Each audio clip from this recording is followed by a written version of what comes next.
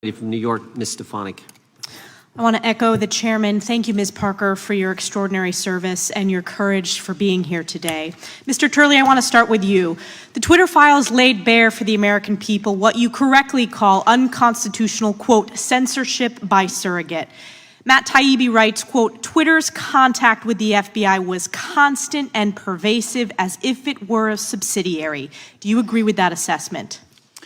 I do. What we know on the record so far shows a relationship that goes beyond this sort of informal exchange of ideas. You're correct. In fact, isn't it true that leading up to the 2020 election, Twitter had weekly meetings with not just the FBI, with DOJ, with DHS, with DNI, to conduct this unconstitutional censorship by surrogate? We know that because of the Twitter files, correct? Correct.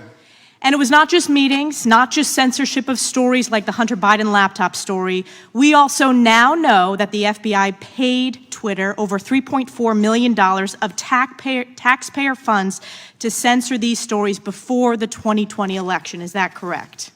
That money was paid. Twitter confirmed that. And the Twitter files are just the tip of the iceberg because there's so much more. There was a corrupt revolving door at the highest levels between the FBI and Twitter.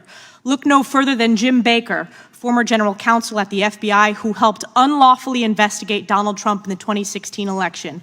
Or look at Jim Comey's deputy chief of staff who became the director of strategy at Twitter. Isn't it true, according to the Twitter files, that there were so many FBI officials who then went to work at Twitter that created their own Slack channel and crib sheet for onboarding? The Twitter files confirm that, correct? Correct. Are you aware, as the American people are aware, that according to polling, of the people that were made aware of the Hunter Biden laptop story, 53% would have changed their vote, including 61% of Democrats. This is the definition of election meddling, and it's the definition of election meddling by the FBI on behalf of Democrats, paid for by the U.S. taxpayers. It's collusion, it's corruption, and it's unconstitutional. Ms. Parker, I want to go to you next about your experience at the FBI, because this is not just about the Twitter files, which folks are focused on because of the news it made. It's about a systemic rot in the culture and the politicization of the leadership of the FBI, and it needs to be rooted out. Let's take a step back. Let's look at the targeting illegally of parents who wanted to stand up for their kids at school board meetings. On September 29, 2021, the National School Boards Association sent a letter to Joe Biden equating parents at school board meetings to domestic terrorists. And on October 4th, Attorney General Merrick Garland issued a memorandum to the FBI and U.S. attorneys that the department would use federal enforcement tools to target and prosecute these parents. Do you consider parents as domestic terrorists?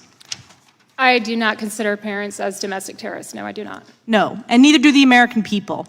But there's more to this story. It goes back further than that initial letter on September 29th, because the letter didn't happen organically. It was solicited. It was solicited by the White House and by the Secretary of Education. Essentially, the Biden administration laid the predicate for which it used to justify illegally targeting the American people, targeting these parents. Is it proper protocol, as a former FBI officer, to set that predicate, to manufacture the reasoning to justify opening an investigation?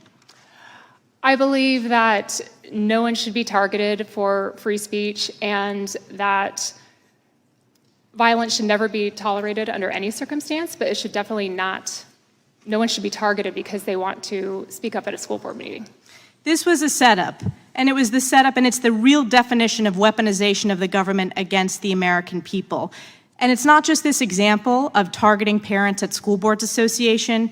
It goes back to the opening of Crossfire Hurricane. It goes back to the faulty FISA application.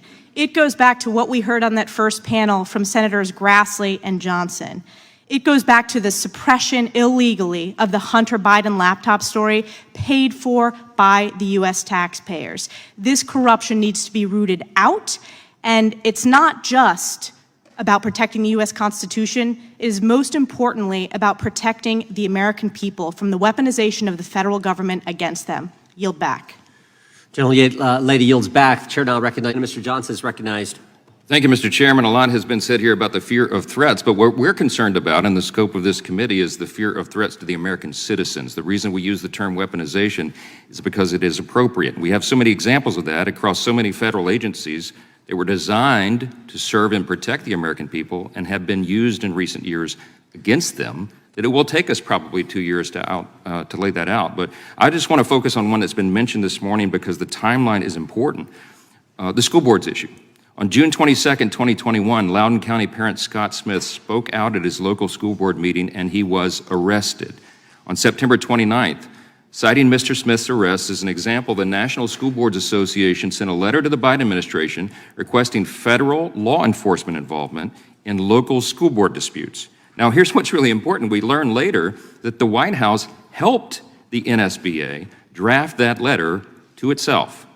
On October 4th, Attorney General Merrick Garland issued the now infamous memo directing federal law enforcement to mobilize against the parents of school children who protest at their local school board meetings. He turned the FBI, the U.S. Attorney's offices, the full weight of the Federal Department of Justice against the very citizens they were sworn to defend and protect. On October 12th, we learned that the Loudoun County parent Scott Smith's daughter was actually sexually assaulted at her school and that the school board covered it up. And that was the reason why that dad showed up to protest. 9 days later, October 21st, happened to be the day previously scheduled for Attorney General Merrick Garland himself to appear before our House Judiciary Committee. In that hearing, as my colleagues will remember, he was forced to acknowledge before our committee that the NSBA letter was the basis of his memo targeting concerned parents. But he refused to acknowledge the obvious chilling effect that memo, involving the full weight of the federal law enforcement apparatus, would have on parents' protected First Amendment speech. He also, by the way, refused to commit to a mandatory, under federal law, mandatory ethics review of his own family's financial ties to advancing critical race theory in schools and its relation to his school board memo and the obvious appearance of the conflict of interest therein. I encourage all interested citizens to watch the video of that hearing. It was pretty contentious. The very next day, on October 22nd, after much public outcry, the NSBA retracted and publicly apologized for its letter labeling concerned parents like Scott Smith as, quote, domestic terrorists.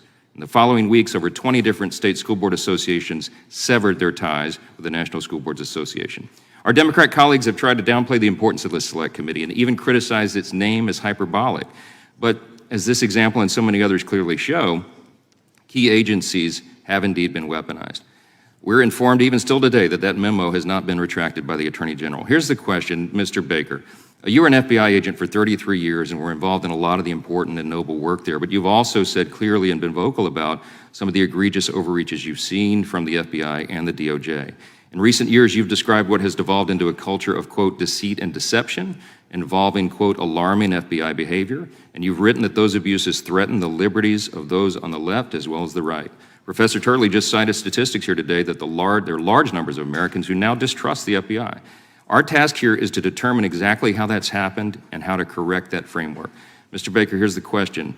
In your testimony, you noted that FBI Director Mueller, a couple of decades ago, worked to centralize the FBI, meaning that he centralized all information and decision-making, making that at the FBI headquarters, as opposed to his predecessor's decentralized model, which empowered the field offices instead. Do you believe the elimination of all those layers of supervision, review, and independent judgment is a key reason for all this corruption we see today, and that it's something that must be reformed and reversed? Yes, in fact, I do. Hit that button for me, if you will. Yes, in fact, I do, Congressman.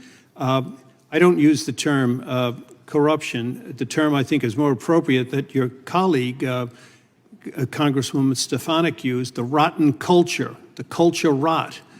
And specifically as regards to centralization, there's no question about it. Traditionally in the FBI, field agent had an investigation. He had a field supervisor above him. Above him was the agent in charge of that office. Only then did the information and the decision-making go to FBI headquarters. What happened under Mueller's centralized thing, all of that was eliminated.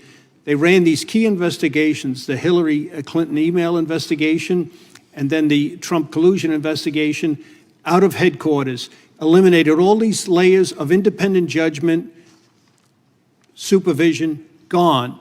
So you had someone like, somebody mentioned his name already here, Strzok, not only writes the communication opening the case, he goes the next day to London and conducts the first interview in the case.